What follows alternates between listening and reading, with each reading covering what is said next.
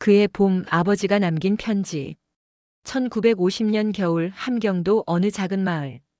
28살 박영수는 새벽 어스름 속에서 잠든 아내와 3살배기 아들을 바라보고 있었습니다. 창밖으로는 포성이 점점 가까워지고 있었죠. 마을 사람들이 하나둘 남쪽으로 떠나기 시작한 지 벌써 사흘째였습니다. 여보, 우리도 곧 떠나야 해. 전쟁이 끝나면 금방 돌아올 거야. 아내는 고개를 끄덕였지만 불안한 눈빛을 감출 수 없었습니다. 영수는 아들의 머리를 쓰다듬으며 속으로 다짐했습니다. 기껏해야 몇 달이겠지. 봄이 오기 전에는 돌아올 수 있을 거야. 하지만 운명은 그들에게 잔인했습니다. 피난 행렬이 대동강을 건너던 날 갑작스런 폭격에 사람들은 뿔뿔이 흩어졌고 영수는 아내와 아들을 놓쳤습니다. 사흘 밤낮을 찾아 헤맸지만 전쟁의 혼란 속에서 가족을 찾는다는 것은 불가능에 가까웠습니다. 군인들은 계속 남쪽으로 내려가라고 재촉했고 영수는 결국 홀로 38선을 넘을 수밖에 없었습니다. 돌아갈게. 꼭 돌아갈게. 그것이 그가 북쪽 하늘을 향해 남긴 마지막 약속이었습니다. 부산 피난민 수용소에서 영수는 간신히 목숨을 부지하며 살아갔습니다. 전쟁이 끝나면 당연히 고향으로 돌아갈 수 있을 거라 믿었죠. 하지만 1953년 휴전협정이 체결되고 38선은 영원히 넘을 수 없는 철의 장막이 되었습니다. 절망에 빠진 영수를 위로해준 건 같은 수용소에서 만난 정순이었습니다. 전쟁에서 남편을 잃고 홀로 된 그녀는 영수의 아픔을 누구보다 잘 이해했습니다. 우리 서로 의지하며 살아요. 살아있는 사람은 살아야 하잖아요. 그렇게 두 사람은 1955년 재혼했고 부산에서 작은 식료품 가게를 열어 새로운 삶을 시작했습니다. 장남 민호가 태어나고 이어 둘째 민철이 그리고 1962년 영수가 40살이 되던 해에 막내 민수가 태어났습니다. 민수는 유독 아버지를 따랐습니다. 저녁마다 아버지 무릎에 앉아 이야기를 듣는 것을 좋아했죠. 하지만 아버지가 고향 이야기를 꺼낼 때면 민수는 귀를 막았습니다. 아빠, 그만해요. 우리 가족은 여기 있잖아요. 엄마랑 형들이랑 저랑. 이게 우리 가족이에요. 7살 민수의 말에 영수는 쓴웃음을 지었습니다. 그래, 이 아이 말이 맞아. 지금 여기 있는 가족이 전부야. 하지만 가슴 한구석에 묻어둔 그리움은 세월이 흘러도 사라지지 않았습니다. 매년 추석과 설날이면 영수는 북쪽을 바라보며 차례를 지냈습니다. 제사상 한쪽 구석에는 늘 빈잔이 2개 더 놓여 있었죠. 정수는 말없이 그 잔에도 술을 따랐습니다. 그녀는 남편의 마음을 너무나 잘 알았으니까요. 1985년 처음으로 남북 이산 가족 상봉이 이루어졌을 때 영수는 밤새 텔레비전 앞을 떠나지 못했습니다. 화면 속 가족들이 부둥켜 안고 우는 모습을 보며 그도 소리 없이 울었습니다. 아버지, 신청이라도 해보시죠. 큰아들 민호가 조심스럽게 말했지만 영수는 고개를 저었습니다. 살아있을까? 그 어린 것이 그 전쟁통에. 아니야, 살아있어도 날 기억이나 할까? 1990년대 초 드디어 적십자를 통해 연락이 왔습니다. 북에서 박영수를 찾는다는 소식이었습니다. 떨리는 손으로 편지를 읽던 영수는 그 자리에 주저앉았습니다. 아버지, 저 종수입니다. 그때 3살이었던. 어머니는 10년 전에 돌아가셨습니다. 돌아가시기 전까지 아버지를 기다리셨습니다. 그날 밤 영수는 낡은 사진첩을 꺼내 들었습니다. 빛바랜 흑백 사진 속에는 젊은 날의 자신과 첫 아내, 그리고 갓난아기였던 종수가 있었습니다. 저기 있지. 이 아이가 지금은 나이 40이 넘었겠구나. 나처럼 흰머리가 났을까. 하지만 38살이 된 민수는 단호했습니다. 아버지, 이제 그분들은 다른 세상 사람이에요. 우리 가족은 여기 있어요. 엄마가 얼마나 상처받으실지 생각해 보셨어요? 민수야, 내 어머니도 다 알고 계시다. 그리고 이해해 주신다. 그래도 안 돼요. 제가 아버지 아들이에요. 형들도 저와 같은 생각이에요. 우리가 부족해서 다른 아들을 찾으시는 거예요? 민수의 말에 영수는 더 이상 아무 말도 하지 못했습니다. 정순이 조용히 다가와 영수의 어깨에 손을 올렸습니다. 여보, 민수도 시간이 필요해요. 기다려봐요. 하지만 시간은 영수의 편이 아니었습니다. 이듬해 봄 영수는 폐암 진단을 받았습니다. 병세는 빠르게 악화되었고 그의 겨울 영수는 결국 북쪽 가족을 만나지 못한 채 눈을 감았습니다. 임종을 앞두고 영수는 민수의 손을 꼭 잡았습니다. 민수야, 아비를 용서하거라. 아버지, 무슨 말씀을? 제가 잘못했어요. 제가. 아니다. 넌 잘못한 게 없어. 나도 너희를 사랑했단다. 정말로. 그것이 아버지의 마지막 말이었습니다. 장례를 치르고 나서도 민수는 아버지의 마지막 말이 가슴에 박혀 떠나지 않았습니다. 용서하거라. 대체 무엇을 용서하라는 것일까? 아버지가 북에 가족이 있었던 것을? 아니면 그들을 그리워했던 것을? 세월은 빠르게 흘렀습니다. 민수도 결혼하고 아이들을 키우며 어느덧 60을 넘겼습니다. 큰아들이 미국으로 유학을 떠나고 딸이 시집을 가고 막내가 군대에 가고 그렇게 하나둘 곁을 떠나는 자식들을 보며 민수는 처음으로 부모의 마음을 알 것 같았습니다. 2023년 봄 민수는 어머니가 돌아가신 후 비어있던 고향집을 정리하러 부산에 내려갔습니다. 30년 넘게 비어있던 집은 을씨년스러웠지만 구석구석에 부모님의 흔적이 고스란히 남아 있었습니다. 다락방에서 오래된 나무 상자를 발견한 것은 그때였습니다. 먼지를 털어내고 상자를 열자 누렇게 변색된 편지 묶음이 나왔습니다. 아버지의 필체였습니다. 종수에게. 이 편지가 내게 전해질 수 있을지 모르겠구나. 아니, 전해지지 않는 것이 나을지도 모르겠다. 나는 비겁한 아비다. 전쟁이 끝나면 돌아가겠다고 약속했지만 지키지 못했다. 살기 위해, 아니 살아야 한다는 핑계로 다른 가정을 꾸렸다. 하지만 종수야, 단 하루도 너와 내 어미를 잊은 날이 없었다. 매일 밤 너희를 생각하며 잠들고 너희 꿈을 꾸며 깨어났단다. 여기서 새로 낳은 아이들을 볼 때마다 내가 생각났다. 민수라는 막내 아들이 있는데 그 아이가 처음 걸음마를 할 때, 처음 아빠라고 부를 때마다 내 모습이 겹쳐 보였다. 그 아이들에게 미안하다. 온전한 아비가 되어주지 못해서. 내 마음 반쪽은 늘 북쪽에 가 있었으니까. 하지만 그 아이들도 사랑한다. 정말로 사랑한다. 이것이 배신일까? 나는 두 가족을 모두 사랑하는 것이 죄인 것처럼 살았다. 종수야, 언젠가 통일이 되어 이 편지를 읽게 된다면 아비를 용서하거라. 그리고 여기 내 동생들이 있다는 것을 알아다오. 비록 다른 어미에게서 낳지만 내 피를 나눈 동생들이란다. 그들에게도 언젠가 말하고 싶구나. 너희에게는 북에 형이 있다고. 하지만 그들은 이해하지 못할 거야. 이 분단의 아픔을 겪지 않은 세대는 우리의 그리움을 이해할 수 없을 테니까. 1973년 8월 15일. 아비가. 민수는 편지를 읽다가 멈췄습니다. 1973년. 자신이 11살 때였습니다. 그때 아버지가 이런 편지를 쓰고 있었다니.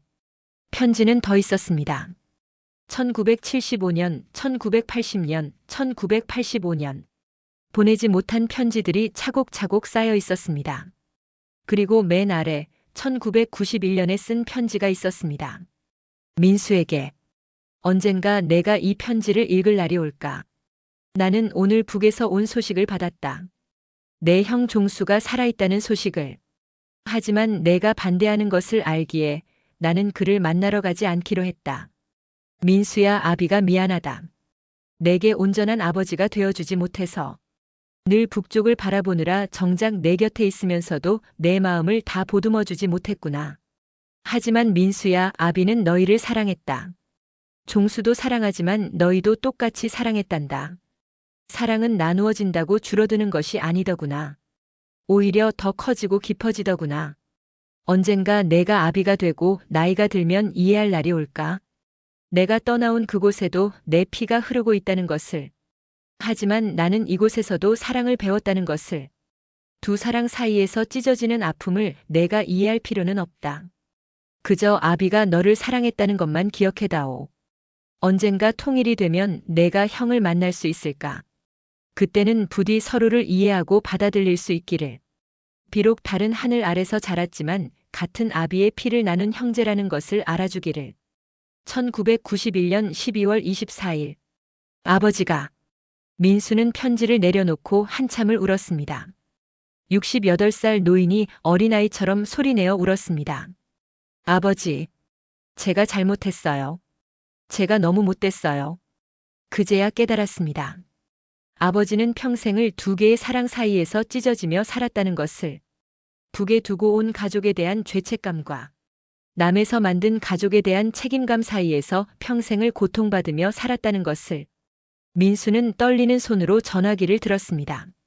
적십자사에 전화를 걸어 이산 가족 찾기 신청을 했습니다. 30년 전 아버지가 받았던 그 연락처를 찾을 수 있는지 물었습니다. 기적처럼 연락이 닿았습니다. 종수는 아직 살아있었습니다. 이제 80이 넘은 노인이 되었지만 떨리는 목소리로 통화했습니다. 형님, 저는 민수입니다. 아버지의 막내 아들입니다. 전화 저편에서 흐느끼는 소리가 들렸습니다. 민수, 아버님이, 우리 아버지가 그래도 우리를 잊지 않으셨구나. 형님, 아버지는 평생 형님을 그리워하셨어요. 돌아가시는 순간까지도. 두 노인은 한참을 울었습니다. 70년 분단의 세월을 넘어 드디어 형제가 연결된 것입니다. 형님, 언젠가 꼭 만나요. 통일이 되든 상봉 행사가 있든 꼭 만나요. 그래. 우리가 살아있는 동안 꼭. 아버지 산소에도 같이 가자. 2024년 가을, 기적처럼 이산 가족 화상 상봉이 성사되었습니다. 화면 속에서 종수와 민수는 처음 만났습니다. 하얀 머리의 두 노인은 서로를 보며 울고 웃었습니다. 종수 옆에는 그의 아들, 딸들이, 민수 옆에는 그의 가족들이 있었습니다. 형님, 아버지 닮으셨네요. 너도. 우리 아버지 젊었을 때 모습이 보여. 민수는 준비해온 아버지의 사진을 보여주었습니다. 젊은 시절 사진부터 노년의 사진까지. 종수는 화면 너머에서 사진을 향해 절을 했습니다. 아버지, 원망하지 않습니다. 사실 어머니도 돌아가시기 전에 말씀하셨어요. 아버지가 살아계시다면 새 가정을 꾸렸을 거라고. 그래야 한다고. 살아있는 사람은 살아야 한다고. 화상 상봉 시간은 짧았지만 두 가족은 많은 이야기를 나누었습니다. 손자들과 증손자들까지 인사를 나누었습니다. 남과 북으로 갈라진 한 아버지의 후손들이 화면을 통해서나마 하나로 이어진 것입니다. 상봉이 끝나고 민수는 아버지 산소를 찾았습니다. 아버지, 형님 만났어요. 형님이 원망하지 않으신대요. 이해하신대요. 봄바람이 불어왔습니다. 아버지가 돌아가신 지 30년 만의 봄이었습니다. 민수는 산소 앞에 앉아 아버지가 못다 한 이야기를 들려드렸습니다.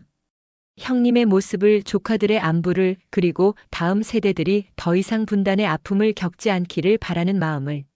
아버지, 이제야 알겠어요. 사랑은 나누어진다고 줄어드는 게 아니라는 거. 아버지는 두 가족을 다 사랑하셨고 그게 죄가 아니었다는 거. 산소 옆에 심은 벚나무에 꽃이 피기 시작했습니다. 하얀 꽃잎이 바람에 흩날렸습니다. 마치 아버지가 그동안 하지 못했던 말들이 세상에 흩어지는 것 같았습니다.